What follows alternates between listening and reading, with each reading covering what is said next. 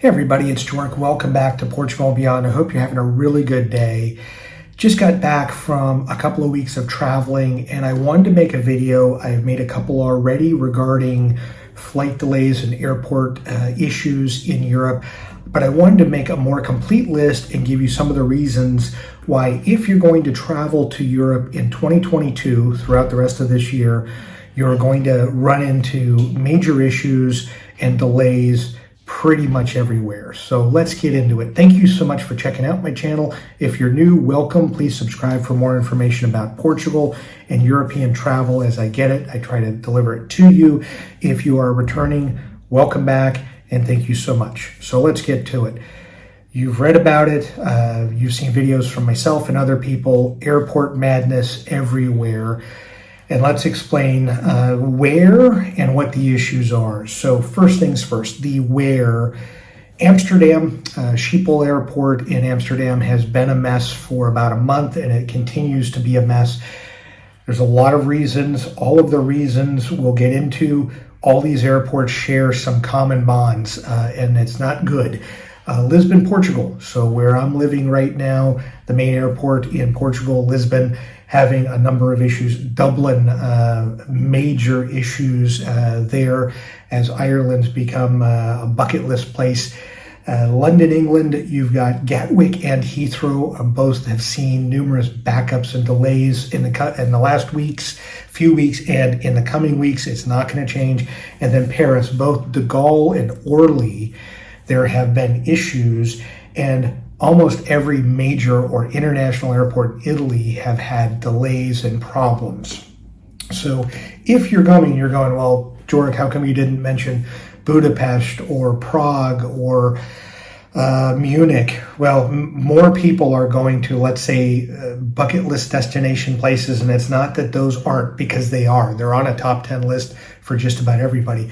It just seems that more people are getting in and out of Dublin, Rome, Amsterdam, and just having a nightmarish time dealing with everything under the sun. It's unfortunate, but the main reason for the why is this: whether you're having airport issues or airline issues, those are the two different things.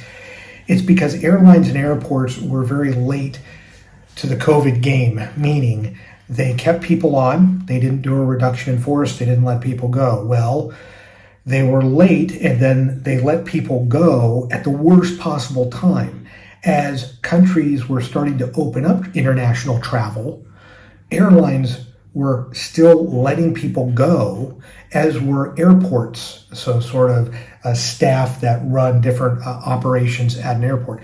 So when they should have been ramping up and rehiring and rehiring the people that they let go or furloughed or whatever, and hiring new people, they were still letting people go. So unfortunately, they were late to the party letting people go. Now they're late to the party bringing people back, and it's caused a delay in everything. So we're talking, ticketing, getting your tickets, getting them changed, dealing with gate issues, passport control, getting in and out of countries has become ridiculous all over Europe.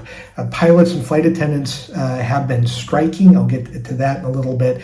And then there have been a number of airports, and I'm saying specifically Lisbon, Amsterdam, Paris, de Gaulle, and Orly, and then London, Gatwick, and Heathrow, where they've just done a huge staff reduction of airport-related services. So they just haven't hired these people back yet, and they haven't, unfortunately, they've dropped the ball, to give a euphemism to a sports analogy to this. They've just, I don't know if they thought maybe travel wasn't going to come back. Maybe they thought people were going to be hesitant to travel. I'm not sure what the deal is. Maybe they didn't get the memo that countries were opening up, and there are many countries, whether you're vaccinated or unvaccinated, you can get into. I'm not sure what the issue is, but it's going to be a problem through the rest of the year. So people are already experiencing hours-long waiting on customer service just to get tickets, change tickets, deal with issues at a number of airlines. It's not just discount airlines here like a Ryanair or EasyJet. It's bigger. It's British Airways, it's TAP Portugal, it's Lufthansa, KLM. A number of people are just having incredible delays and issues. There are also some airlines and some airports that are striking. So there are certain units, whether it be baggage handlers or flight attendants or pilots of certain airlines that have had enough, and they're saying, we're going to strike for a day or two to try to get more money or get our point across. We're overworked, underpaid. We've been stressed the last 2 years. And then there's also certain airports in Italy as well as France that the airport staff have struck. So your airline says you're ready to go for a flight tomorrow. You show up tomorrow and you can't get into the airport. You can't go through security. You can't go through passport control. A number of those things are just coming at a time of year when, I'll say in Europe, the summertime, late spring to early October or early fall, is the spring or is the strike season. Sorry for screwing that up. It's really the time when, in a normal world, strikes in a number of public transportation sectors happen. So you have that going anyway, but then you have the stress and strain of what's gone on in the last 2 years that it's been pushing everything towards a bottleneck.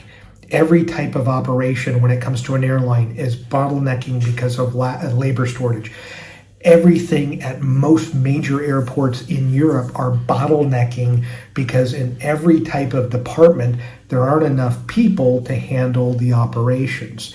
So what I would say to you is, as much as I make videos and I'm trying to get you to come to Europe, and as we all are, and getting you to watch, of course, I think one of the things that you really need to be wary of is you have to have an extra dose of patience. If you're not a patient person, maybe a couple of drinks, or maybe you need to reconsider your travel, because this isn't going to stop by the end of June or July. This is probably going to go on throughout the year until all of the airlines and all of the airports get staffed appropriately to where it's back to, let's say, 2019 numbers. What they also haven't anticipated is the incredible rush and the appetite for people to come to Europe to get the bucket list places or whatever places out of the way. People have been waiting 2 years to travel. And depending on where you live in the world, I will say, coming from the US, Athens, Rome, London, Paris, Munich, Prague, Budapest, those are all huge destinations that people are going to come to. So now that things are opening up, regardless of where you're at, people want to experience and enjoy Europe finally, after a couple of years of being unable to, based upon certain situations.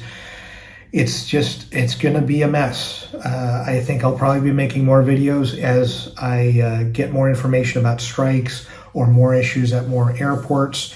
I would just say buckle up, take a deep breath, and if you are continuing to travel and want to come to Europe, I think you should absolutely just be leery that it's just going to take longer in almost every phase for you to get here and leave here when it comes to airport services and airline services. So that's it. That's from 2 weeks of travel.